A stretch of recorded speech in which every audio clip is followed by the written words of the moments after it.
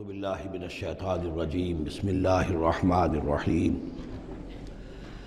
وَإِذْ تَأَذَّنَ رَبُّكَ لَيَبْعَثَنَّ عَلَيْهِمْ إِلَى يَوْمِ الْقِيَامَةِ مَنْ يَسُومُهُمْ سُوءَ الْعَذَابِ إِنَّ رَبَّكَ لَسَرِيعُ الْعِقَابِ وَإِنَّهُ لَغَفُورٌ رَحِيمٌ صدق اللہ العظیم۔ اس سے پہلے کہ ہم آگے بڑھیں، جو آخری مضمون آیا تھا، جو آیات ہم پڑھ چکے ہیں، ان کے ضمن میں ایک وضاحت ضروری ہے۔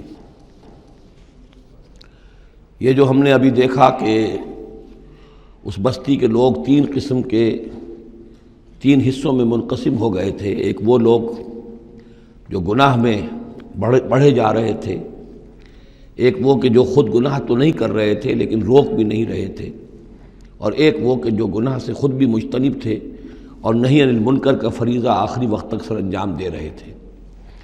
صراحت کے ساتھ یہاں جو فرمایا گیا کہ ہم نے بچایا کس کو؟ فَأَنْجَيْنَا الَّذِينَ يَنْهَوْنَ عَنِ السُّوءِ، بچایا ہم نے ان کو کہ جو روک رہے تھے بدی سے۔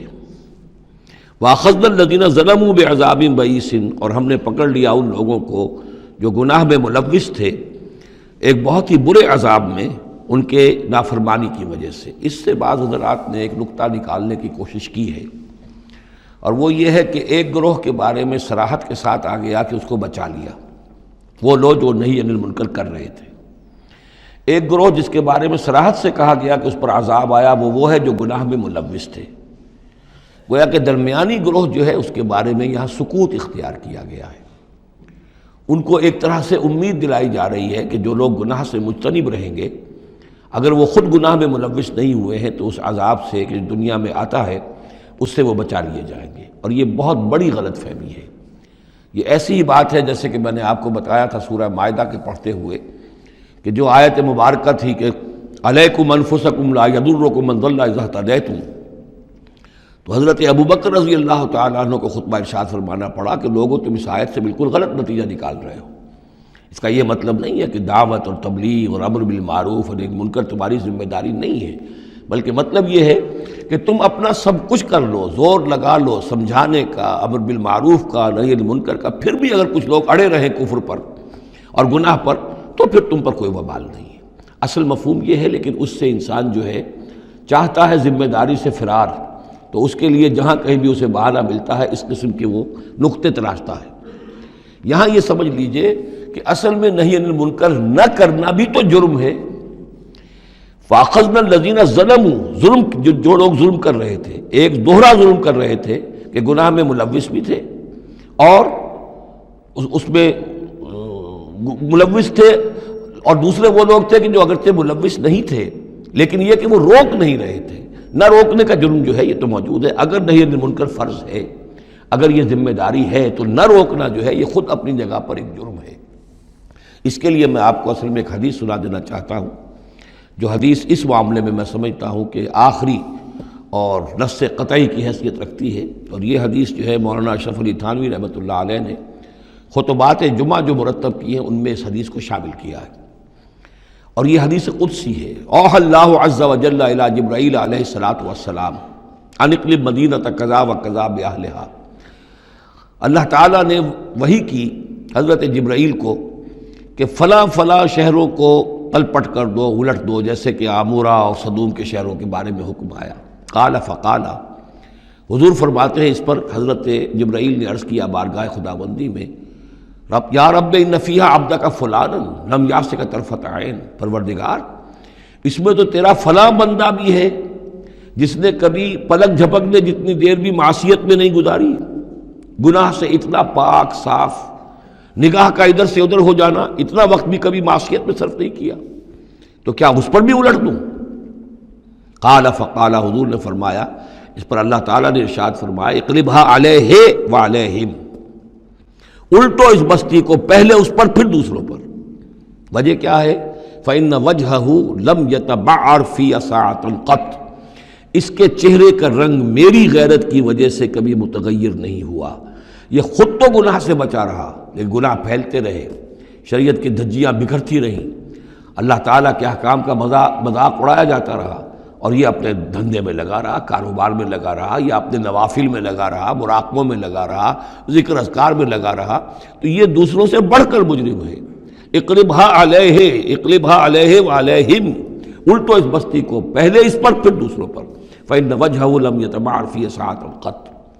اور دوسرے یہ کہ قرآن مجید میں سورہ انفال اب بہت قریب آ گئی ہے، ہم پڑھیں گے جلد ہی، وہ آیت مبارکہ بھی نص قطعی ہے قرآن کے حوالے سے، یہ تو حدیث کے حوالے سے ہوئی۔ قرآن مجید میں فرمایا گیا واتقوا فتنة لا تصیبن الذین ظلموا منکم خاصہ۔ اس دنیا میں جب کوئی اجتماعی سزا آتی ہے کسی قوم کے اندر بحیثیت مجموعی، جب منکرات پھیل جائیں، تو جب سزا آتی ہے تو پھر وہ صرف جو گناہ گار ہیں انہی کو اپنی لپیٹ میں نہیں لیتی، بلکہ وہ لوگ جو بچے ہوئے تھے وہ بھی لپیٹ میں آ جاتے ہیں۔ ہاں امید جو دلائی گئی ہے یہاں سے وہ یہ ہے کہ جو امر بالمعروف و نہی عن المنکر کی آخری حد تک، آخری وقت تک کوشش کرتے رہے ہوں، اللہ تعالیٰ ان کو بچا لے گا۔ اب آگے چلیے، وَإِسْتَأْذَنَ رَبُّكَ، اور یاد کرو جب کہ آپ کے رب نے یہ اعلان کر دیا، لَيَبْعَثَنَّ عَلَيْهِمْ، وہ لازماً اٹھاتا رہے گا ان پر، مسلط کرتا رہے گا ان پر، اِلَى يَوْمِ الْقِيَامَةِ، قیامت کے دن تک ایسے لوگوں کو، مَن يَسُومُهُمْ سُوءَ الْعَذَابِ، جو انہیں بدترین عذاب کے اندر مبتلا کرتے رہیں گے۔ ان ربک لسریع العقاب، یقیناً آپ کا رب سزا دینے میں بہت جلدی کرتا ہے۔ وَإِنَّهُ لَغَفُورٌ رَحِيمٌ، اور یقیناً وہ غفور بھی ہے، رحیم بھی ہے۔ اللہ کی تو یہ دونوں شانیں ہیں، وہ عزیز ذو انتقام بھی ہے، سریع العقاب بھی ہے، لیکن وہ غفور اور رحیم بھی ہے۔ اب یہ آپ کا طرز عمل ہے کہ آپ اپنے آپ کو اس کی کس شان کا مستحق بناتے ہیں۔ اس آیت میں واقعہ یہ ہے کہ جس قانون کا ذکر ہو رہا ہے اللہ تعالیٰ کی طرف سے اس فیصلے کا، وہ ہماری نگاہوں کے سامنے ان کی پوری تاریخ، اس لیے کہ اس کے بعد آ رہا ہے وَقَطَّعْنَاهُمْ فِي الْأَرْضِ أُمَمًا، ہم نے انہیں زمین کے اندر منتشر کر دیا، فرقوں کے اندر اور قوموں کے اندر۔ یہ ڈایاسپورا جو ہے ان کا، جو سن 70 سے شروع ہوا ہے، سن 70 عیسوی میں جو رومن جنرل تھا ٹائٹس، اس نے سیکنڈ ٹیمپل کہ جو حضرت عزیر علیہ السلام کے زمانے میں پھر دوبارہ ہیکل تعمیر ہوا تھا، اس کو شہید کیا۔ 1,33,000 یہودیوں کو ایک دن میں قتل کیا یروشلم میں، اور یہاں سے یہودیوں کو نکال باہر کیا، فلسطین سے نکال دیے گئے، تم اب فلسطین میں نہیں رہ سکتے۔ وہاں سے ان کا ڈایاسپورا شروع ہوا ہے، کوئی کہیں چلا گیا، کوئی کہیں چلا گیا، کوئی روس میں چلا گیا، کوئی یورپ میں چلا گیا، کوئی ہندوستان میں آ گیا، کوئی مصر میں آباد ہو گیا، کوئی اور دور دراز کے علاقوں میں۔ پھر جب یہ امریکہ دریافت ہوا ہے تو یہ امریکہ بھی چلے گئے، وہاں بھی جا کر آباد ہو گئے۔ تو یہ ان کا ڈایاسپورا کا پیریڈ ہے کہ جس میں یہ گویا کہ منتشر کر دیے گئے پوری زمین کے اندر، ان کی کوئی ایک جمعیت کہیں نہیں رہی، اور ہر جگہ ان سے نفرت تھی، شدید نفرت۔ بلکہ ان کے اوپر واقعہ یہ کہ یورپ میں تو بڑا ان کے اوپر ظلم بھی ہوتا تھا، جس طرح چاہتے تھے ان کو وہاں کے عیسائی جو ہیں، جیسا کہ میں بتا چکا ہوں کہ ان کو معلوم تھا کہ یہ جو جن کو ہم خدا مانتے ہیں حضرت عیسیٰ علیہ السلام، ان کو سولی پر چڑھوایا انہوں نے، اور انہوں نے کفر کیا، اور وہ حضرت مسیح علیہ السلام کی شان میں گستاخی کرتے ہیں، حضرت مریم کی شان میں گستاخی کرتے ہیں، تہمتیں لگاتے ہیں، لہذا وہ ان کے درمیان دشمنی رہی۔ اور اس کی آخری مثال اس صدی میں، یعنی دور کی تاریخ تو شاید ہمیں معلوم ہو کہ شاید فیری ٹیلز ہیں، یہ کوئی کہانیاں ہیں جو ہم سن رہے ہیں، اس صدی میں جو ہوا ہٹلر کے ہاتھوں 6 ملین 60 لاکھ یہودی ختم کیے اس نے، پورا مشرقی یورپ کا یہودی جو ہے کھینچ کھینچ کر وہاں سے پکڑ پکڑ کر، جہاں تک ہٹلر کی حکومت بنی تھی، جہاں تک اس کی جو گئے تھے فتوحات کا دائرہ، وہاں سے یہودیوں کو کھینچ کھینچ کر کنسنٹریشن کیمپس میں لایا گیا۔ پھر خاص مشینیں ایجاد کی گئیں، خاص جو ہیں اس کے لیے ایسے بنائے گئے کہ ان کے لیے اب اتنے لوگوں کو قتل کریں گے تو دفن کہاں کریں، ان کو کیا کریں، how to dispose of the dead bodies. تو اسپیشل پلانٹ بنائے گئے کہ ایک بڑے سے ہال میں داخل ہو رہے ہیں، وہاں سارے کپڑے اتروا لیے تاکہ یہ کپڑے بھی استعمال ہوں بعد میں۔ کہا یہ جاتا تھا کہ تمہارے کپڑوں میں جوئیں پڑ گئی ہیں تو جوؤں کو اس کو ڈیلاؤس کرنے کے لیے ضروری ہے کپڑے اتار کے آگے گیس کے اندر تاکہ وہ جوئیں ختم ہو جائیں گی۔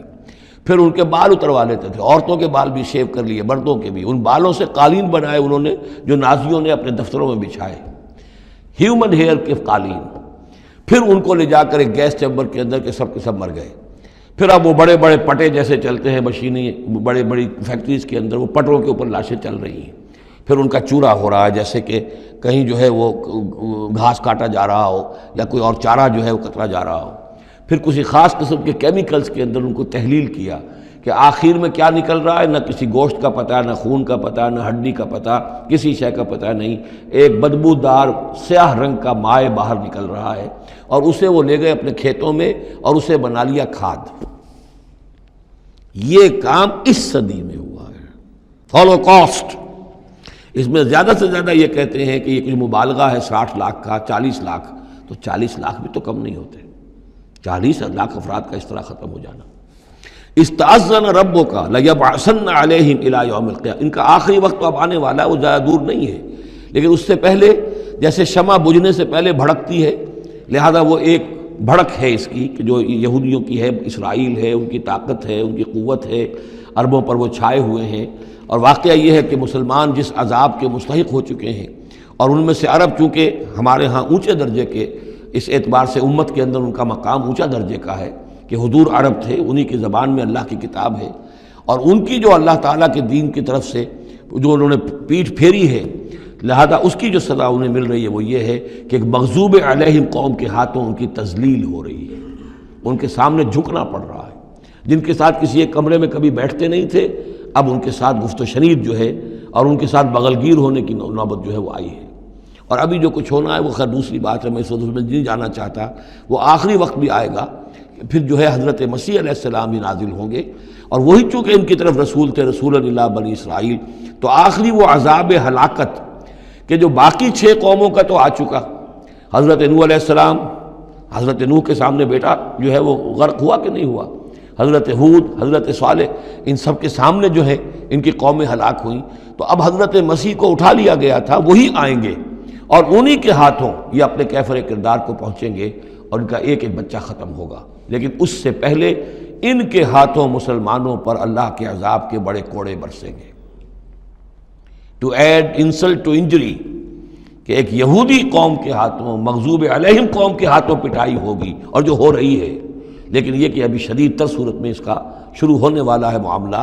کوئی دنوں کی بات ہے کہ مسجد اقصی شہید کر دی جائے گی، اور پھر ایک طوفان جو ہے مڈل ایسٹ میں شروع ہو جائے گا۔ وَإِسْتَأْذَنَ رَبُّكَ لَيَبْعَثَنَّ عَلَيْهِمْ إِلَىٰ يَوْمِ الْقِيَامَةِ مَن يَسُومُهُمْ سُوءَ الْعَذَابِ، یاد کرو جب کہ آپ کے رب نے یہ اعلان کر دیا تھا کہ وہ لازماً اٹھاتا رہے گا، مسلط کرتا رہے گا ان پر قیامت تک ایسے لوگوں کو جو انہیں بدترین عذاب میں مبتلا کرتے رہیں گے۔ إِنَّ رَبَّكَ لَسَرِيعُ الْعِقَابِ وَإِنَّهُ لَغَفُورٌ رَحِيمٌ وَقَطَّعْنَاهُمْ فِي الْأَرْضِ، ہم نے متفرق کر دیا ان کو زمین میں، امماً، فرقے بن گئے، علیحدہ جماعتیں بن گئیں، اور اب ان کے جھگڑے ہو رہے ہیں، مختلف علاقوں سے جو لوگ آ کر اسرائیل میں آباد ہو رہے ہیں۔ اب ظاہر بات ہے سینکڑوں برس تک کچھ یہودی جو ہیں روس میں رہے، ان کے اپنے کچھ مزاج اور بن گئے ہیں، ان کی شکلوں کے اندر بھی تبدیلی ہو گئی ہے، ان کی زبان بھی کچھ مختلف ہے، تو اب یہ اسرائیل کے اندر ان کے مابین تصادم ہوتا ہے۔ منہم الصالحون ومنہم دون ذلک، ان میں سے ہے کچھ لوگ جو صالح بھی ہیں، لیکن یہ کہ ان میں وہ بھی ہیں کہ جو دوسری طرح کے ہیں، اور طرح کے ہیں۔ وَلَوْنَاهُمْ بِالْحَسَنَاتِ وَالسَّيِّئَاتِ لَعَلَّهُمْ يَرْجِعُونَ، ہم انہیں بھلائی سے اور برائی سے آزمائش کرتے رہے شاید کہ یہ لوگ لوٹ آئیں۔ فَخَلَفَ مِن بَعْدِهِمْ خَلْفٌ، لیکن یہ کہ ان کے بعد ایسے ناخلف لوگ ان میں پیدا ہو گئے، وَرِثُوا الْکِتَابَ، وہ کتاب کے وارث ہو گئے، وارث بنے، تورات کے وارث بنے۔ یَأْخُذُونَ عَرَضَ هَذَا الْأَدْنَىٰ، وہ اس دنیا جو ادنا زندگی ہے، دنیا کی ادنا زندگانی، اسی کے ساز و سامان کے پیچھے پڑے رہتے ہیں، حاصل کرتے ہیں حلال سے، حرام سے، جائز سے، ناجائز سے۔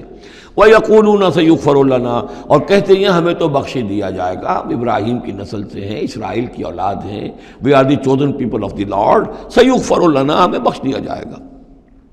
وہیں یاتہم عرض مثلہ یاخذوہ، اگر ایسا ہی اور سامان بھی ان کو دیا جائے اور لے لیں گے، حرام سے یہ نہیں دیکھیں گے کہ حلال سے یا حرام سے۔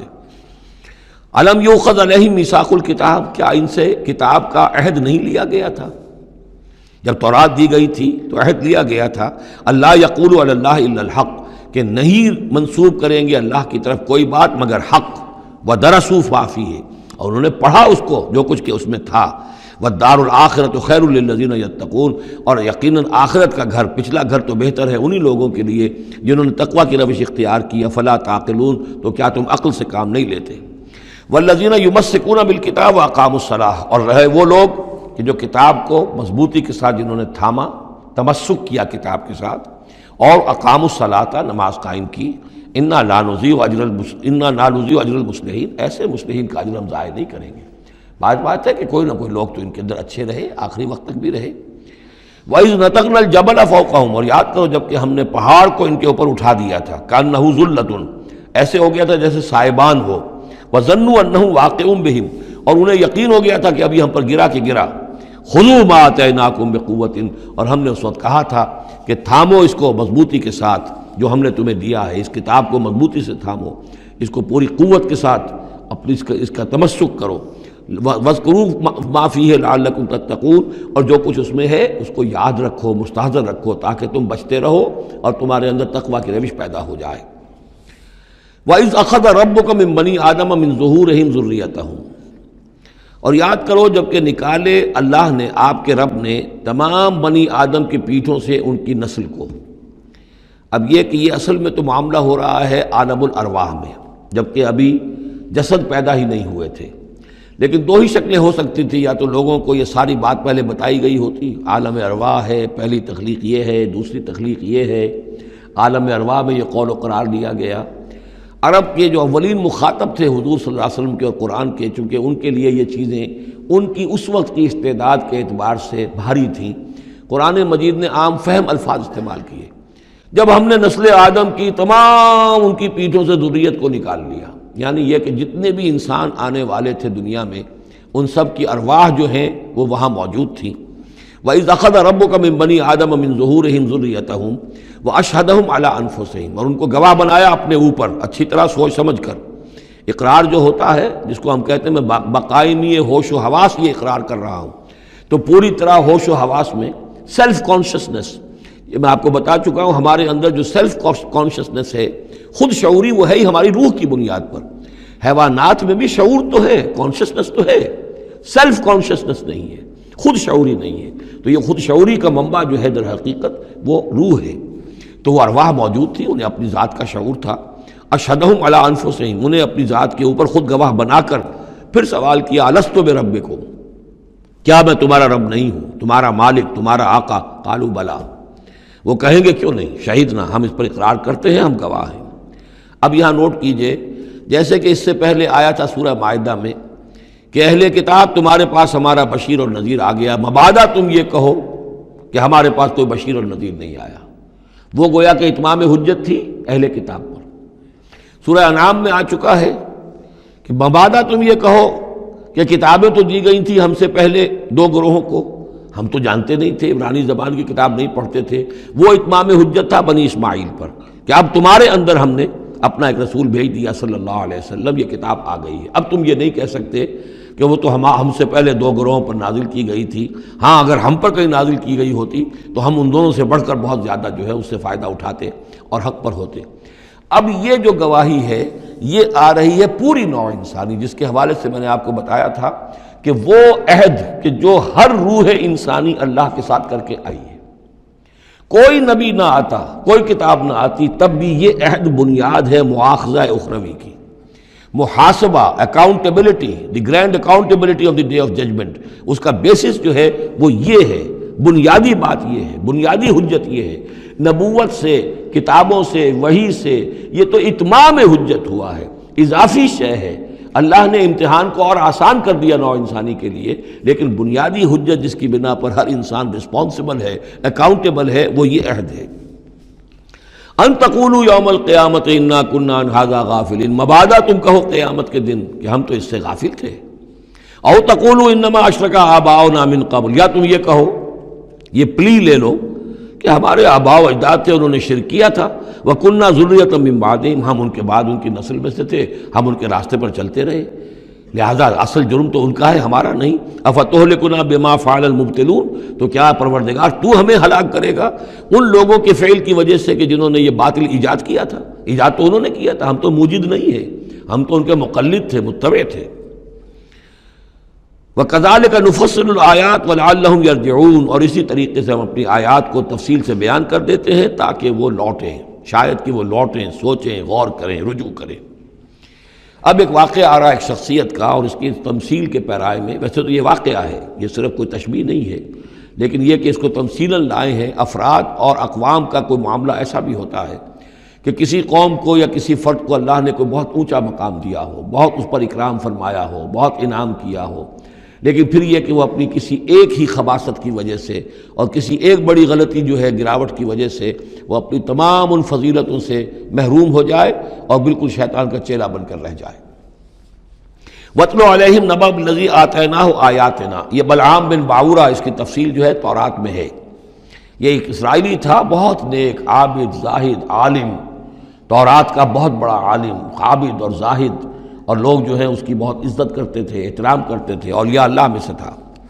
وَاتْلُ عَلَيْهِمْ نَبَأَ الَّذِي آتَيْنَاهُ آيَاتِنَا، نبأ ہے اس لیے یہ واقعہ ہے، یہ صرف مثال نہیں ہے۔ ان کو سنائیے خبر اس شخص کی جس کو ہم نے اپنی آیات عطا کی تھی۔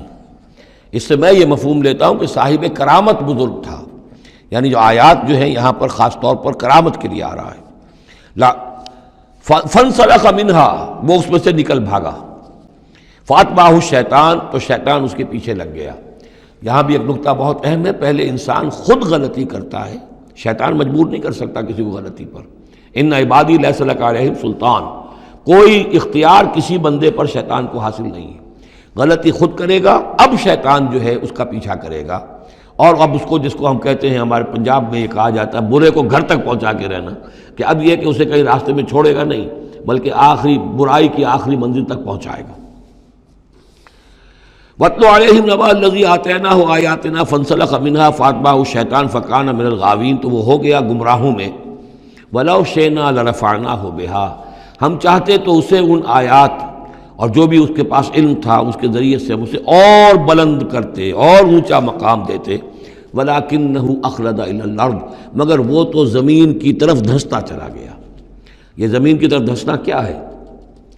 ایک ہمارا جسد ہے، یہ حیوانی جسد، یہ زمین سے آیا ہے، منہا خلقناکم، اور اس کے تقاضے ہیں۔ ایک وہ روح ہے جو عہد کر کے آئی ہے الست بربکم، ان کے درمیان کشاکش ہے۔ روح چاہتی ہے اوپر اٹھنا، کل شیء یرجع الی اصلہ، ہر شے اپنی بنیاد اور اپنی جڑ کی طرف، اپنے منبع اور سرچشمے کی طرف لوٹنا چاہتی ہے، لہذا روح اوپر اٹھنا چاہتی ہے، وہ اوپر سے آئی ہے۔ یہ جسم جو ہے، یہ ہمارا حیوانی جسد، یہ زمین سے آیا ہے، اس کی ساری توجہات زمین کی طرف ہیں، یہیں کا مال و متاع ہو، یہیں سے اس کی خوراک آ رہی ہے، یہیں سے اس کی تقویت کا سامان آ رہا ہے، ساری چیزیں یہ۔ اب یہ جو کشاکش ہے، انسان کی روح وہ اللہ کی طرف جانا چاہتی ہے، اور یہ جسم جو ہے یہ دنیاوی لذتوں میں، عیش میں، دنیا کے اندر جو ہے حلال سے حرام سے جو بھی حاصل کیا جا سکے، بابر بعیش کوش کہ عالم دوبارہ نیست۔ اب اگر کوئی شخص فیصلہ کر لیتا ہے زمین کی طرف بیٹھنے کا، تو گویا کہ اب اس نے اپنے آپ کو اللہ تعالیٰ کی توفیق سے وہ محروم کر لیا۔ فانسلخ منہا، اب وہ روح سسکتی رہے گی، احتجاج کرتی رہے گی، سسکتی رہے گی، ایک وقت میں آ کر شاید وہ مر جائے، اس پر موت وارد ہو جائے، اور وہ زندہ ہونے کی شکل میں بھی وہ در حقیقت ایک مقبرہ بن جائے یا تعزیہ بن جائے کہ روح اس کے اندر دفن ہو چکی ہے۔ تو نظر آ رہا چلتا پھرتا انسان، حقیقت میں وہ انسان تو مر چکا، اندر روح جو ہے وہ دفن ہو چکی، اب جو چل رہا ہے وہ حیوان انسان چل رہا ہے، وہ انسان جو تھا وہ تو مر چکا۔ تو یہ ہے وَلَكِنَّهُ أَخْلَدَ إِلَى الْأَرْضِ، زمینی خواہشات، زمینی آرزوئیں، یہ نچلے درجے کی سفلی قسم کی خواہشات، سفلی آرزوئیں اور امنگیں، وَاتَّبَعَ هَوَاهُ، اور اس نے پیروی کی اپنی خواہشات کی، فَمَثَلُهُ كَمَثَلِ الْكَلْبِ، تو اس کی مثال کتے کی سی ہے، ان تحمل علیہ یلہث اور تترکہ یلہث، وہ ہر وقت ہی ہانپتا رہتا ہے، کوئی اس کے اوپر بوجھ رکھیے تب بھی ہانپے گا، اور ویسے بھی وہ اس کی زبان باہر نکلی ہوتی ہے، ہانپتا رہتا ہے۔ اسی طرح کا معاملہ ہے کہ اللہ نے تو اس کو اپنی نعمتیں عطا کی، لیکن وہ بدبخت ان کی قدر کرنے کی بجائے اس کتے کے مانند ہانپنے لگا اور زمین ہی کی طرف، اور کتا آپ نے دیکھا ہوگا چلتا ہوا سونگھتا جاتا ہے زمین کو، ہر وقت سونگھے گا زمین کو۔ ذالک مثل القوم الذین کذبوا بآیاتنا، یہی مثال ہے اس قوم کی بھی جنہوں نے ہماری آیات کو جھٹلایا۔ اور یہاں پھر نوٹ کیجئے کہ پاکستانی قوم اس کی سب سے بڑی مثال ہے۔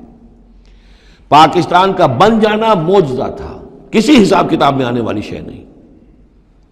پھر پاکستان کا قائم رہ جانا معجزہ تھا، انگریزوں کو بھی اور ہندوؤں کو بھی یقین تھا کہ پاکستان قائم نہیں رہ سکتا، وائبل نہیں ہے، ختم ہو جائے، لیکن یہ کہ پاکستان قائم رہا۔ سن 65 میں اس کا بچ جانا معجزہ تھا، اتنی یقینی بات تھی کہ BBC ٹیلی ویژن کے اوپر دکھا دیا گیا فال آف لاہور، لاہور جو ہے وہ بھارتی فوج داخل ہو چکی ہے، قبضہ کر چکی ہے۔ اتنی یقینی بات تھی۔ شام کو جم خانہ میں شراب پینے کا پکا پروگرام تھا، لیکن خوف طاری کر دیا اللہ تعالیٰ نے ان کے دلوں پر۔ شاید ہمارا کوئی گھیراؤ کیا جا رہا ہے، کوئی ریزسٹنس نہیں ہے، کیا ہوا ہے؟ یہاں ہم غافل پڑے ہوئے تھے، ریزسٹنس کیا ہوتی؟ لیکن بجائے اس کے کہ وہ یہ سمجھتے کہ یہ غافل ہیں اور ریزسٹنس اس لیے نہیں ہو رہی، ان کے دلوں میں سألقی فی قلوب الذین کفروا الرعب، میں ان کافروں کے دلوں میں رعب ڈال دوں گا۔ وہ رعب پڑ گیا، پاکستان بچ گیا۔ تو یہ ساری چیزیں ہیں، معجزے پر معجزے ہیں، لیکن یہ سب کس لیے تھا کہ ہم اس ملک کو ہم نے حاصل کیا تھا اسلام کے نام پر۔ اسے تجربہ گاہ بنائیں گے، اسے ایک نمونہ بنا دیں گے پوری دنیا کے لیے۔ پوری دنیا دیکھے گی کہ اسلام کیا ہے، اسلام کا عادلانہ نظام کیا ہے۔ قائد اعظم نے کہا تھا ہم اس لیے پاکستان چاہتے ہیں کہ ہم عہد حاضر میں اسلام کے اصول حریت و اخوت و مساوات کا ایک نمونہ دنیا کے سامنے پیش کریں۔ وہ کہاں ہے؟ فانسلخ منہا، ان تمام آیات سے ہم نکل بھاگے ہیں، شیطان کی پیروی کی ہے، اور جو حال ہوا ہے دو لخت ہو چکے ہیں، اور ابھی کیا حال ہوگا؟ جو نئی صورتحال جو ہے اس ملک کے اندر اب کھدبد ہونے لگی ہے، پکنے لگی ہے، اس کی صورتحال کیا بنے گی واللہ عالم۔ ذالک مثل القوم الذین کذبوا بآیاتنا، یہی مثال اس قوم کی بھی ہے جس نے ہماری آیات کو جھٹلایا۔ فاقصص القصص لعلہم یتفکرون، تو اے نبی آپ یہ چیزیں سنا دیجئے، شاید یہ تفکر کریں، شاید کہ یہ غور کریں، آپ یہ باتیں ہماری سنا دیجئے۔ سا مثلا القوم الذین کذبوا بآیاتنا، بری ہے مثال اس قوم کی جنہوں نے ہماری آیات کو جھٹلایا، وانفسہم کانوا یظلمون، اور وہ خود اپنی جانوں کے اوپر ظلم ڈھاتے رہے۔ من یہد اللہ فہو المہتدی، جسے اللہ ہدایت دیتا ہے وہی ہدایت یافتہ ہوتا ہے۔ ومن یضلل فاولئک هم الخاسرون، اور جس کی گمراہی کے اوپر اللہ تعالیٰ کی طرف سے مہر قائم ہو جائے تو وہ تو تباہ ہونے والے ہی ہیں۔ وَلَقَدْ ذَرَأْنَا لِجَهَنَّمَ كَثِيرًا مِنَ الْجِنِّ، اب یہ تیسری بات آ گئی حکمت قرآنی کی۔ دیکھیے پہلے وہ عہد الست جو عالم ارواح میں ہم نے کیا تھا، اچھا اس عہد الست کے حوالے سے ہم پر یہ بات واضح ہو گئی، ایک ہمارا روحانی وجود ہے اور ایک ہمارا حیوانی وجود ہے۔ اگر ہماری توجہ اور ساری دلچسپی حیوانی وجود پر ہوگی تو ہم ظاہر بات ہے کہ پھر اس بلعام بن باورہ کی مثال بن جائیں گے، انفرادی سطح پر بھی اور قومی اور اجتماعی سطح پر بھی۔ اب تیسری بات آ رہی ہے کہ انسانوں میں سے کثیر انسان وہ ہیں جو نظر آتے ہیں انسان، حقیقت میں انسان نہیں ہے، حیوانوں کی سطح پر ہے۔ وَلَقَدْ ذَرَأْنَا لِجَهَنَّمَ كَثِيرًا مِنَ الْجِنِّ وَالْإِنسِ، ہم نے جہنم کے لیے پیدا کیے ہیں بہت سے جن اور انس۔ لہم قلوب لا یفقہون بہا، ان کے دل تو ہیں لیکن ان سے غور نہیں کرتے، تفقہ نہیں کرتے۔ وَلَهُمْ أَعْيُنٌ لَا يُبْصِرُونَ بہا، ان کی آنکھیں ہیں ان سے دیکھتے نہیں۔ وَلَهُمْ آذَانٌ لَا يَسْمَعُونَ بہا، ان کے کان ہیں لیکن ان سے سنتے نہیں۔ اولئک کالانعام، یہ چوپایوں کے مانند ہیں، بل ہم اضل، بلکہ ان سے بھی گئے گزرے ہیں۔ اولئک هم الغافلون، یہی لوگ ہیں کہ جو غافل ہیں۔ یعنی یہ کہ جب انسان ہدایت سے منہ موڑتا ہے اور جب ہٹ دھرمی پر اتر آتا ہے اور جب اللہ تعالیٰ دلوں پر مہر کر دیتا ہے اور ان کی سماعت پر کانوں پر مہر لگا دیتا ہے، ان کی آنکھوں پر پردے ڈال، اب یہ کیا رہ گئے؟ اب یہ انسان نہیں رہے، ان کے دل تو ہیں تفقع سے خالی ہے، مہر لگ چکی ہے۔ آنکھیں تو ہیں حیوانوں کا سا دیکھنا دیکھ رہی ہیں، کتا بھی دیکھ لیتا ہے گاڑی آ رہی ہے مجھے بچنا ہے، انسان نے بھی دیکھ لیا، لیکن یہ دیکھنا حیوانی دیکھنا ہے۔ انسانی دیکھنا تو کچھ اور ہوتا ہے، کسی شے کو دیکھے اور اس کی حقیقت پر غور کرے۔ اہل نظر ذوق نظر خوب ہے، لیکن جو شے کی حقیقت کو نہ دیکھے وہ نظر کیا۔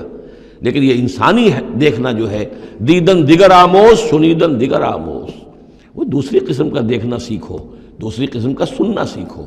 وہ سننا جو دل سے سنا جاتا ہے، وہ دیکھنا جو دل سے دیکھا جاتا ہے۔ لیکن جب ان کے دلوں پر مہر ہو گئی، ان کے کانوں پر مہر ہو گئی، ان کی آنکھوں پر پردے پڑ گئے، اب ان کا حال کیا ہے؟ لہم قلوب لا یفقہون بہا ولہم اعین لا یبصرون بہا ولہم آذان لا یسمعون بہا اولئک کالانعام بل ہم اضل، یہ چوپایوں کے مانند ہیں بلکہ ان سے بھی گئے گزرے۔ اس لیے کہ چوپایوں کو تو اللہ نے پیدا ہی اس لیول پر کیا تھا، ان کو پیدا کیا تھا بہت اونچے مقام پر۔ یہی سورۃ التین کا مضمون ہے، والتین والزیتون وطور سینین وہذا البلد الامین لقد خلقنا الانسان فی احسن تقویم ثم رددناہ اسفل سافلین۔ انسان پیدا کیا گیا اس بلند ترین مقام کے اوپر، مسجود ملائک، لیکن پھر جب یہ گرتا ہے تو سب سے نچلوں میں سب سے نیچے ہوتا ہے۔ تو یہ وہ لوگ ہیں اولئک کالانعام بل ہم اضل اولئک هم الغافلون، یہی لوگ ہیں جو غافل ہیں، اس دنیا میں رہتے ہیں حیوانوں کی طرف، کھایا پیا چرا چگا اور جو ہے بس دنیا کی لذتیں اٹھائیں اور مر گئے، کچھ ہوش نہیں کہ کیوں ہم پیدا کیے گئے، کون ہمارا خالق ہے، کون ہمارا مالک ہے، زندگی کاہے کے لیے ہے، زندگی آمد برائے بندگی، زندگی بے بندگی شرمندگی، کو مرنے کے بعد کہیں کسی کے سامنے حاضری ہے، کوئی جواب نہیں، کچھ نہیں، کوئی ہوش نہیں۔